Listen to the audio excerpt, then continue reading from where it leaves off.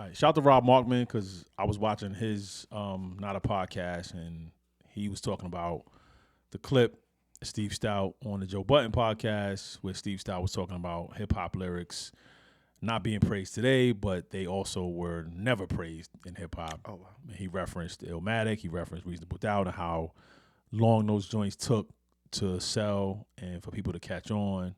I'll play the clip for you. You know, nobody cares about lyrics anymore and all this other shit. And I was thinking, you know what's so funny? It's so easy for an older generation to talk like that.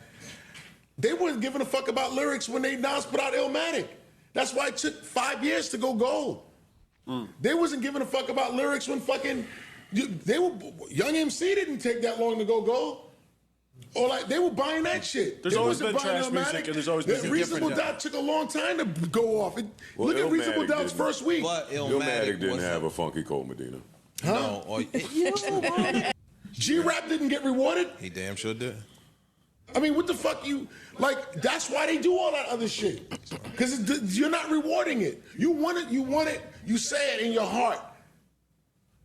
That's why Jay said on the album, you want to buy my old shit, buy my old albums. Mm-hmm. You don't want to hear me go forward, buy my old shit then, if I'm rapping in a way you don't like.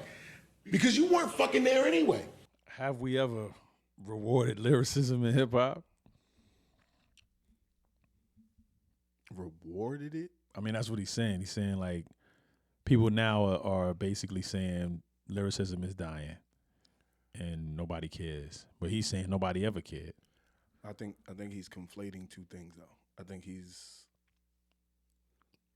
conflating the idea that the time it takes an album to go gold or platinum makes it there's like what determines if lyrics were praised on it. True. Like Illmatic got 5 mics in the source. That's praise. That's praise.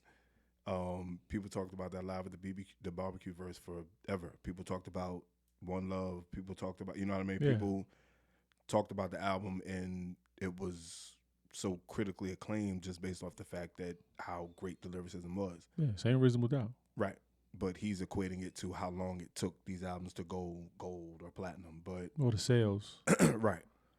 But I think the element that he's missing is not a lot of people were moving units until, which was the purpose of the crossover.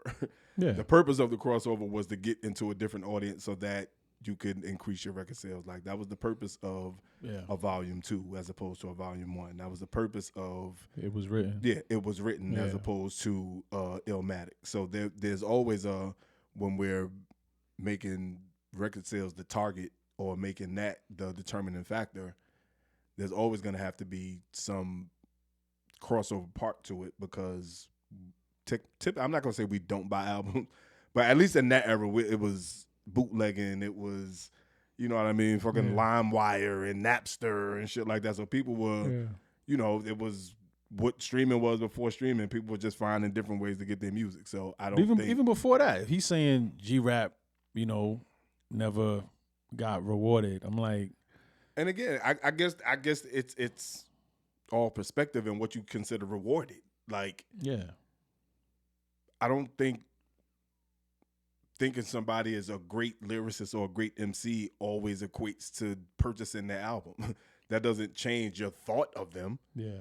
But that doesn't always equate to an album sale. Like, I know a lot of people that think Jadakiss is probably one of the greatest lyricists ever. Right. That doesn't always equate to every time Jadakiss drops a project, I'm going to go and make sure like one doesn't always, you know, those two can be mutually exclusive. Yeah, and I think lyricism and entertainment are two different things. This is true too. I think, you know, when I talk to you about content is also a different thing. If KRS-One is rapping about being the best MC, who wants to hear that? You got to think who want hip-hop fans, people that value that. Women are not going to want to care about you being the best MC. No. You know, we got 5% women that watch this show because they don't really care about parsing and dissecting the words. Exactly. They want to enjoy. They want to be entertained.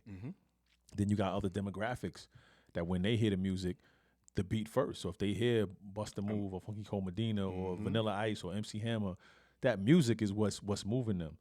So to say we didn't praise lyricism, right?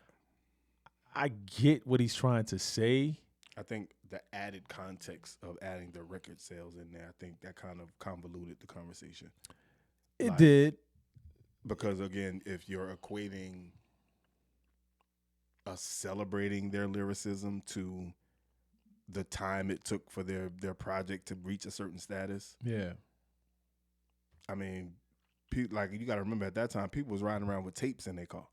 Like, when I was on my way to school, I had a dub of the purple tape. I ain't had the actual purple tape. Right. Like, somebody made a copy for me. So, I mean, you got to understand, like, at that time, that's just what it was. So, and those albums sold. Those Wu-Tang albums did very well. They did very well. So, I mean, does that mean people looked at them as greater lyricists because their album sold? I mean, there was a marketing plan with them. There was like they had a whole group. Each of them were like characters in a group. Yeah. And like I always say RZA was a genius for that marketing plan and the way he was way ahead of his time for that. Yeah.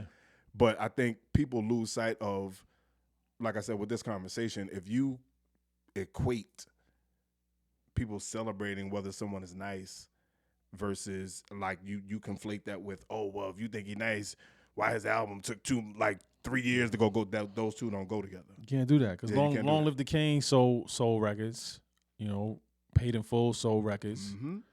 A lot of times, like you saying marketing, if you compare Wu-Tang to the Juice Crew, it was marketing. It was all marketing. G-Rap and GZA are pretty much not the same lyric style, but GZA is not focused on making records for the radio. At all. Nor was G-Rap. At all. But GZA can have a gold album because he's a part of this collective. Because he's marketed he can this collective. Pull in the marketability aspect of this collective. You can pull in a Method Man and get him. You know what I mean? You can pull in a Iron Man, and you can put in these collective joints where you just need one crew joint on your album that takes the album to another stratosphere. Yeah. So and I'll tie this up with just talking about that word lyricism and how we view the greats. Mm-hmm. And we can talk about a lot of rappers that rap well. Mm-hmm. You just mentioned Jadakiss, great MC. We can think of many others. Mos Def, who we had on the Who Spit It, Common, Black Thought. There's guys that rap really well, and then there are people that have passed that level of just rapping well to being mentioned in top fives, to being mentioned as the greatest. And what separates them is their ability to reach the masses and still create rhymes that are thought-provoking and still are worthy of dissection. Mm-hmm. So it's like when you say lyricism, it's just weird to me. I just think it was. I get what his point was. Yeah, but I just think it was a bad choice of words. Yeah, and or like I said, his bar that he was using, pause, to gauge. Oh, okay, well, ain't nobody ever celebrate lyricism. It took, it took Illmatic 2 years ago. I mean, that doesn't mean he was rapping about his block. That doesn't mean people didn't think it was dope. Yeah, you think so? You think 500,000 people in Queensbridge didn't what I mean? And like it's content based. Like one album he's rapping about his block, so you're gonna get block type sales. Yeah. When Jay-Z was rapping about how good he was at rap and super fast with the jiggity biggity biggity, no one cared. No one cared. But when he starts to incorporate his lifestyle, and it wasn't just the drug dealing, it was the lifestyle. It was the picture. It was the picture he was painting. It was the aspiration. It was the dreamer. It was the hustler that people wanted to be. Yep. The same with Biggie. Like Biggie wasn't rapping about the streets the way he did on Ready to Die. He took that content and created this character that was larger than life, and then had the ill pen with it. Biggie went from partying bullshit, give me the loot, to sky's the limit. Yeah. Like that says everything. Like it, and what I mean by that is, at some point, like if that's the measuring stick we're gonna use, if record sales is the gauge we're gonna use, kind of similar to, you can't expect your friends and family to support, your business, or like try to, you can't expect just your community, and you make music for your community and expect your album to go double, triple platinum. It just, like, at least back then it didn't work like that. No. Like that's not how it worked. Like you didn't make an album for Queens and then expect to get a gold plaque in 2 weeks. Unless you were on the West Coast, which That was wasn't different. just You had a whole state behind you. As you had a opposed coast. To, you had basically. right. So you had a whole coast NWA behind can drop an album with no radio play, and it meant nothing. talking about their lifestyle It meant again. nothing. But we weren't rapping about how good we were at rap. This is true. NWA, it was a topic. It was a topic. It was a topic. lifestyle. It was fuck the police. It was this is where I'm from. Yeah. It was a whole lot of lifestyle And there was a whole lot of people that heard it that could relate to that it. related to it.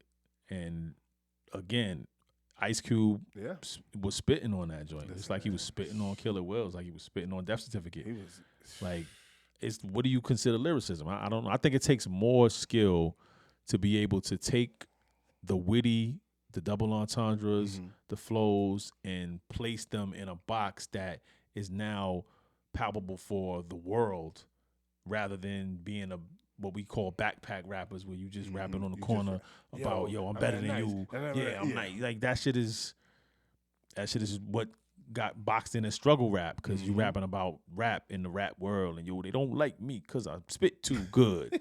Like I was there, so I can talk about it. But yeah, I just wanted to get my thoughts on that, man. Just let us know what y'all think. it's interesting. Is hip hop, have we ever praised lyricism, and what is praise? Is it record sales? Is it accolades? Is it no bars off? It is. Well, in case they haven't ever praised it, this is what we do now. That's what we do. Yeah. Enjoy the show.